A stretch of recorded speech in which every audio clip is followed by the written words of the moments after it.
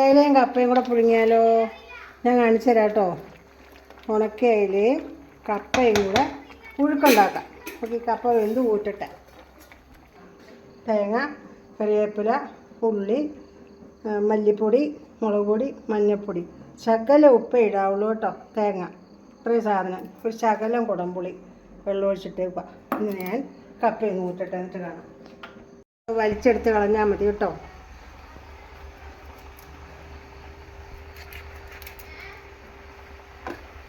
നടുക്കിരിക്കണ ആ മുള്ളേ നടുക്ക് അങ്ങ് എടുത്ത് വെച്ചിട്ട് അതങ്ങ് വലിച്ചു ഊരിയെടുക്കണം.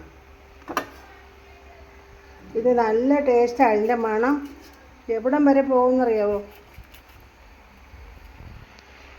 ഇനി നമുക്ക് പുളി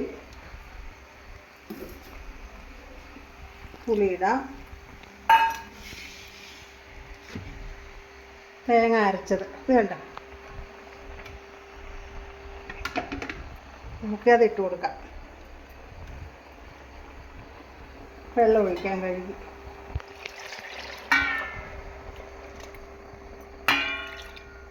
ഈ വെള്ളം എല്ലാം ഒഴിച്ച് തിളച്ച് കഴിയുമ്പോൾ വേഗം. എന്നിട്ട് വേണം നമുക്കിത് മറിച്ചെടുക്കാൻ.